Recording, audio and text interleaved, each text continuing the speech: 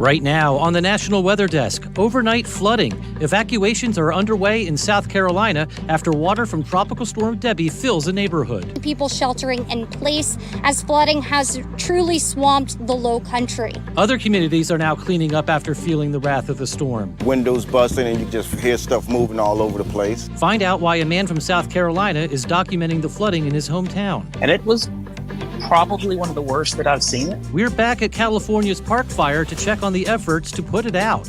Where activity really picks up into the afternoon and into the night. And why this is a great weekend to look to the stars. One of the best meteor showers of the year upon us, and it peaks this weekend. From our nation's capital, this is the National Weather Desk.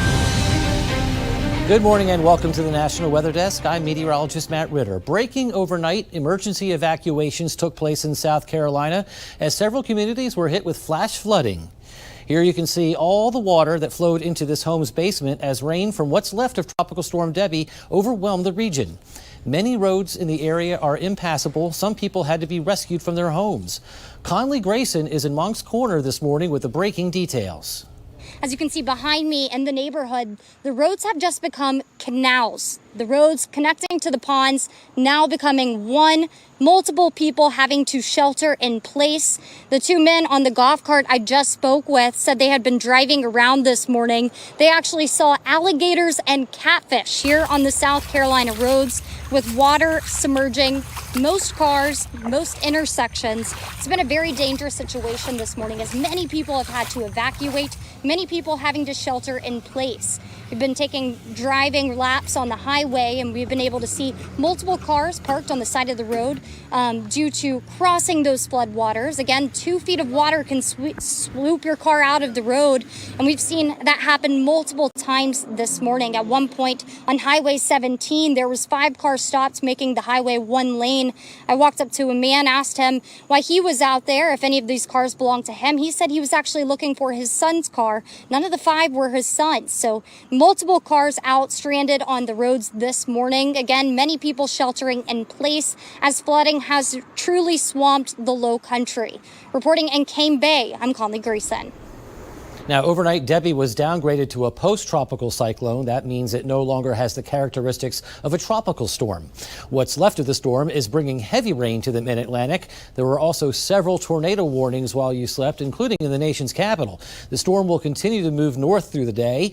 Meteorologist Ryan Coulter is tracking it for us this morning.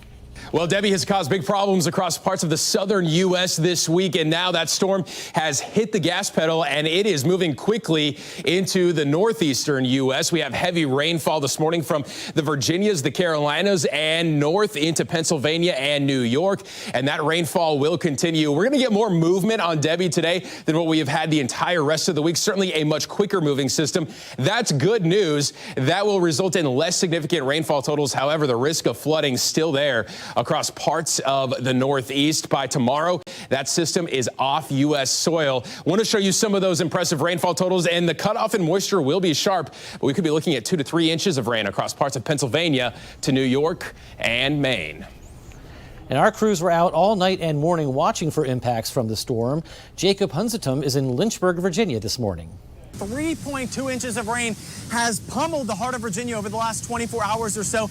That water, it's got to go somewhere, and it looks like it's all going in places like this. If we turn the camera this way, you can see the rainwater has completely flooded the creek, flooded the river here to the point where it's risen several feet. If I even just take a couple steps this way, you can see the water has risen substantially here over the last probably 24 hours or so. Even turning the camera towards the Hollins Mill Dam, of course, normally the water, it's just kind of cresting over top of the dam, but this morning it is so loud here with the thousands of gallons of water that is just pouring over top. And it's just a couple of feet away from where people would normally be walking here on this creek. And if I take the camera this way, something I found really interesting this morning was when we first arrived on scene, I placed these 2 rocks here over the last hour or so. When we first arrived on scene, this was the highest point that the water was getting to. Over the last hour, it reached this point, but it's started to recede a little bit back further this way. So that seems to be the good news. But as some more rainfall continues to come down here, waters could rise again. In the Washington, D.C. region, heavy rain has been falling for most of the morning. There have been multiple tornado warnings in the D.C. suburbs and D.C. itself. So far, no indication of anything touching down.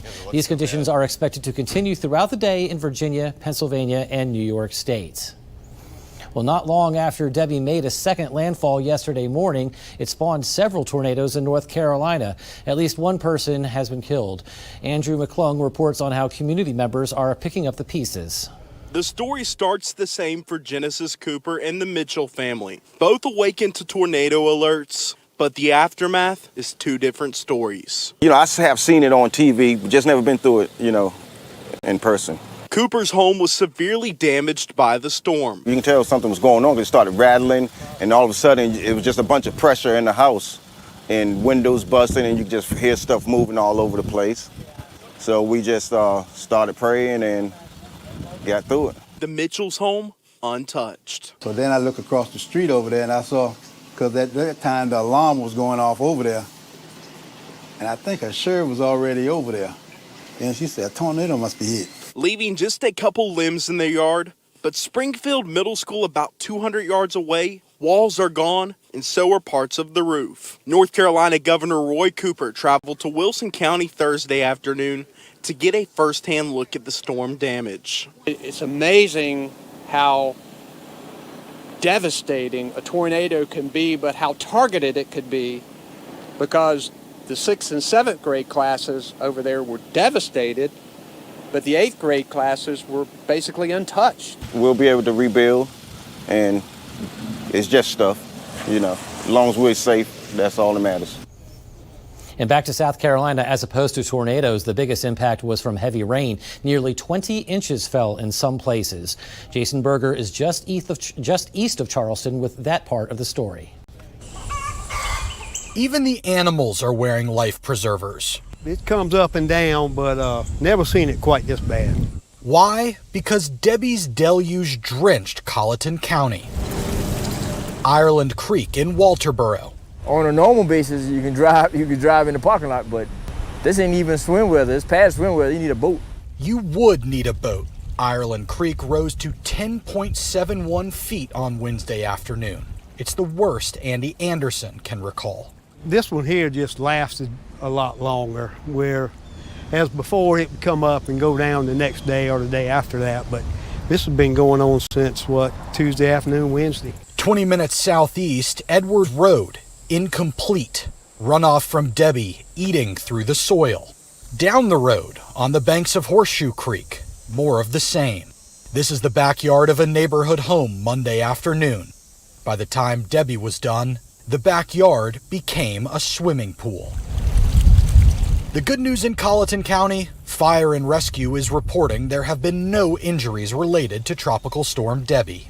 The water here in Horseshoe Creek might get a little higher, nearby homeowners tell us, but will eventually recede. Early indications show Debbie helped put a dent in the southeastern drought. The U.S. Drought Monitor released its latest map yesterday. The data is only valid through Tuesday, but check out this week on the left versus last week on the right. You can see the extreme drought. The red area on the map is no longer in South Carolina, and some areas of the state now have no drought. Next week's update could show an even bigger impact in a positive way. Well, the streak is over. The average temperature this past July was not hotter than July of 2023. That ends 13 consecutive months when a new average heat record was set. But that doesn't mean the threat of climate change is gone. July's average was still more than a full degree warmer than the average of the past 30 years. It was also the second warmest July on record, and it happened as the El Niño weather pattern was starting to give way to La Niña. For all the latest, most up-to-date weather content, be sure to check us out on social media. We also post content from our team of 200 meteorologists across the country. Just search the National Weather Desk on your favorite social media platform, or you can scan the QR code on the bottom left-hand corner of your screen and be sure to subscribe.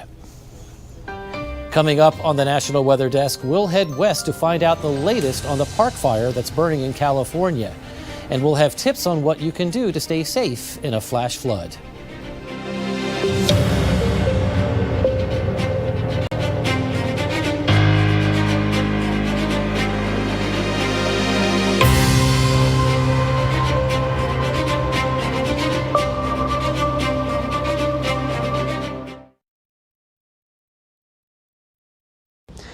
I'm meteorologist Ryan Munn with a look at the Northeast. We are looking at some moderate to heavy rainfall throughout the Northeast through the daytime today, especially for areas like Pennsylvania, New York, Vermont, as well as areas up towards New Hampshire and Maine. That is where we are going to see the heaviest of rainfall associated with the remnants of Tropical Storm Debbie. And as we head through the day Saturday, skies will start to clear, but we are going to see the highest totals as you head off towards areas in New York and in Vermont.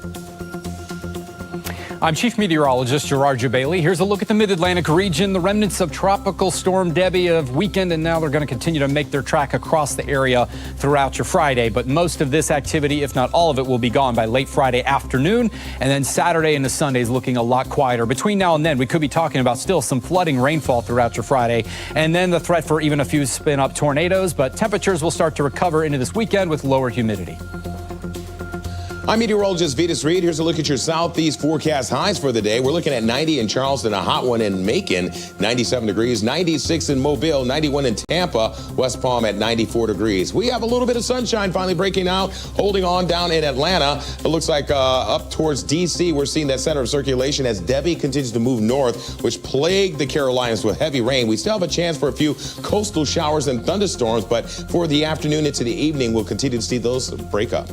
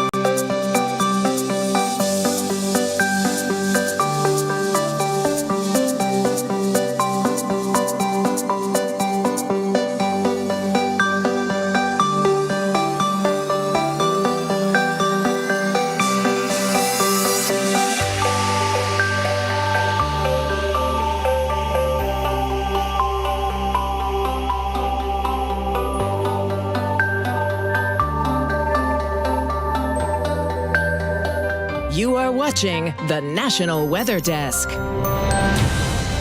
Jared Bramblett is a flood engineer in Charleston, South Carolina. When flooding impacts his town, he hits the streets on his bicycle and takes photos of the high water. So, of course, Jared was out documenting flooding from Debbie. Meteorologist Emily Gracie spoke to him earlier this week about what he saw and how it compares to past flood events. I woke up probably around 6:15 or so yesterday morning, and I mean, it was pouring outside.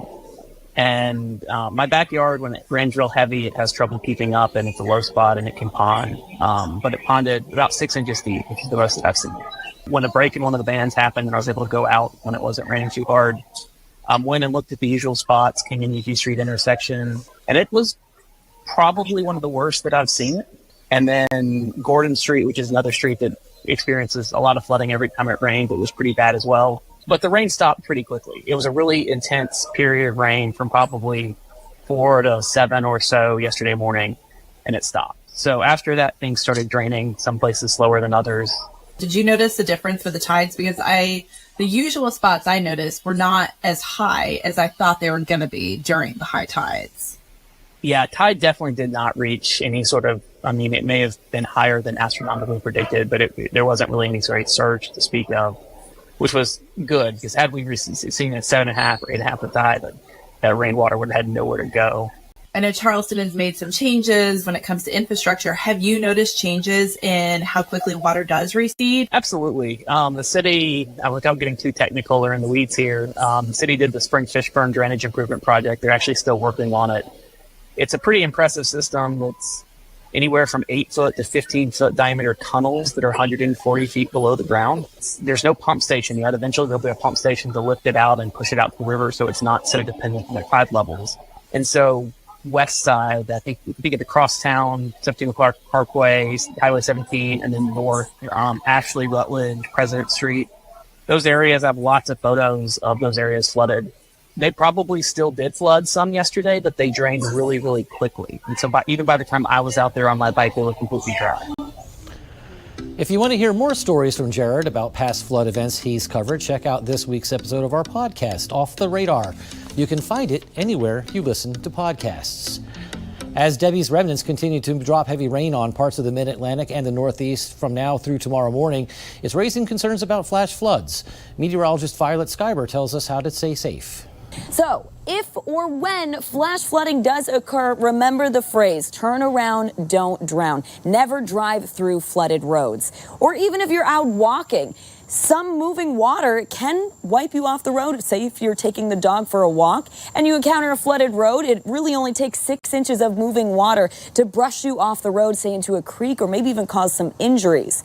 If you're driving and encounter a flooded road in a small car, it only takes about 12 inches of moving water to sweep that car off the road. Or if you're in a bigger SUV or a truck, it takes about 24 inches of moving water to sweep that off the road. So we want to prevent any injuries or fatalities from flooding as we monitor the threat for flooding from Debbie. And obviously our meteorologists will let you know exactly how much rain we're expecting to get out of this system. But always remember, never drive through flooded roads. Well, the struggle for fire teams to contain the park fire as it continues to move through Northern California, pushing through the Lassen Volcanic National Park. Max Tedford was out in the area to see how efforts are going.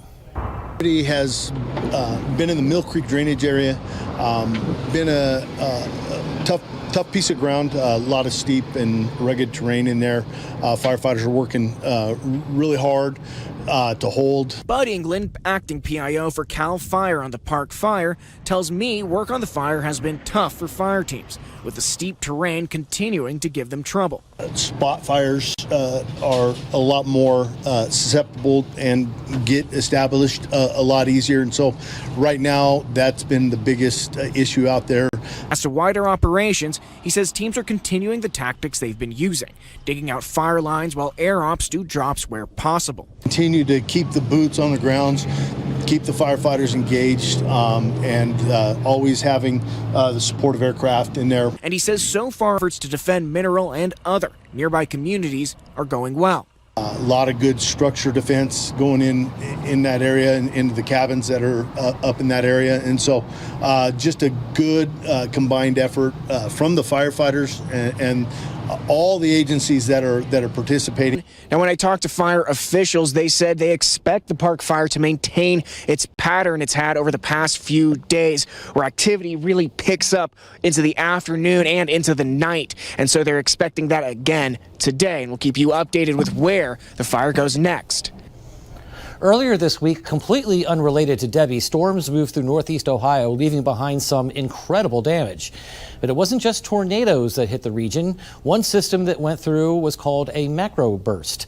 Meteorologist Marshall McPeak explains what it is and how it creates so much damage. It's very similar to a microburst, it's just a whole lot bigger. So in a microburst, and in a macroburst as well, what's happening is in the storm, you're getting this influx in the mid-levels of dry air. So that dry air is actually causing some evaporation in the cloud. Just the same way your skin uses sweat and evaporation to cool, the same thing happens in the cloud. So we get evaporative cooling. Well, that cool air then is more dense than the air around it, and it begins to fall. So that air can fall very quickly out of the clouds, and when it gets to the ground, it spreads out in all directions. It's like dropping a water balloon, and you see the pattern on the sidewalk? The same thing happens with the air, but it can be going at upwards of 100 miles an hour or more. So that's why it can still do some really incredible damage, flattening trees, bringing down power lines, damaging houses. And in Cleveland, they were seeing wind gusts of close to 100 miles per hour in some places.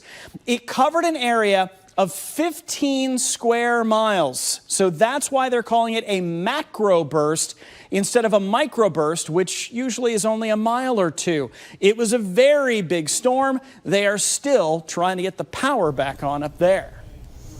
The Perseid meteor shower will peak this weekend. Meteorologist Chris Sushan has more on this cosmic display and how you can get the best views. You may have already seen a couple of meteors through the early part of the month, and it'll continue through most of August. But that peak is coming up this weekend. It's a byproduct of Comet 109P Swift-Tuttle, which takes about 133 years to make an orbit around the sun. And every August, Earth passes through that little comet trail, and we get those little tiny little sand grains, dust particles from the comet to enter the atmosphere. So the peak will be Sunday night and Monday night, depending on how dark your sky is. Could see 40 to 90 meteors per hour. You want to favor the northeastern sky, grab a lawn chair or a blanket to relax, enjoy the night, and give your eyes about a good 10 to 20 minutes to adjust to that night sky to see some of them. Some of them are very faint and fast. Others could be very bright fireballs and with a long streak across the sky. And again, the darker the sky, the better. If you're around city lights, you might be closer to 30, 40 per hour. Again, peaking this weekend. Have a wonderful weekend enjoying the Perseid meteor shower. It's time now for a short break, but first we soar over Florida's Fort Pierce Inlet.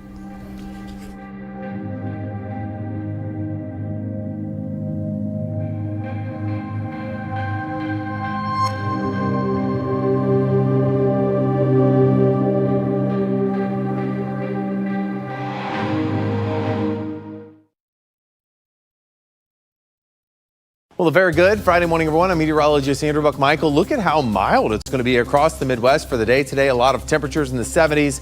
Still a little warm in the 80s across the Ohio Valley, but the cold front's moving through there today, and it will be cooler for the day tomorrow. As we take a look across the entire Midwest, most of us are dry on Saturday. Got a little rain in southern Kansas there, and a little bit more rain starting to move its way into the western plains on Sunday, but most of the Midwest dealing with a lot of sun. Well, a good Friday morning to you. I'm meteorologist Chris Suchet. Look at our forecast today. And starting off, the chance for a couple of showers in North Texas Panhandle into Oklahoma, where temperatures are in the 60s and 70s to get the day started. Notice a little bit of a break from the heat with the highs into the 80s. Northern portions of the region could see a shower or two. Also, a couple of showers of thunderstorms, central South Texas. We step into Saturday's forecast, again, with a rain chance and cooler temperatures here. And it may get a shower or two in the central part of Texas Saturday afternoon. Well, hi there, everybody, and a good Friday morning to you. I'm meteorologist Shannon O'Donnell. We're rounding out the work week with, big surprise, more heat out west, at least in the interior. Not so much around the coastline, just a foggy 66 near the Golden Gate Bridge, but 107 out of Las Vegas and back into the 90s for Portland and Spokane. Some monsoonal moisture back in play for Denver and for Salt Lake City, and air quality alerts in the Pacific Northwest. And that's the scene from here.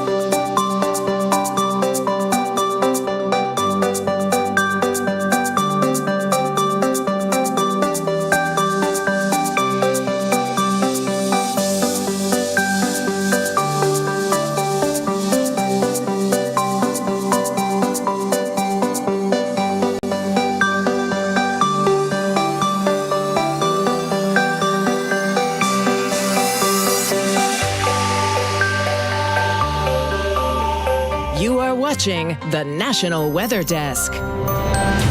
Race fans, NASCAR is heading to Richmond, Virginia this weekend. Meteorologist Brandon Lawson has a forecast and a warning for those thinking of heading to the area today. Even traveling to Richmond is going to be really hard as what's left of Debbie rolls through the Virginia region. Again, I would be very careful. We're talking about heavy rainfall, a lot of flooding on primary and secondary roads. Visibility is going to be low at times, breezy conditions, even the threat for severe weather as you get further east towards Richmond. So please be careful if you're heading to the track today. I'd recommend staying home because it won't ruin your weekend. We've got great forecasts for this weekend. Saturday, it looks very nice for Richmond. 80s. The truck race should go off without a hitch. And then as you go into Sunday, the cup race looks perfect for weather. 80s, staying pleasant. It's going to be a great weekend of forecast. Just got to get through today first, again, as what's left of Debbie rolls through the area. Make good judgment with your family and friends this weekend, folks. Have fun with the races. Again, better weather as we head into the weekend. I'm meteorologist Brandon Lawson. Enjoy the race. If you're looking for more great weather content, and we're looking for yours, you can find all of our stuff on favorite social media platforms. Just search the National Weather Desk. We'll be right back after this.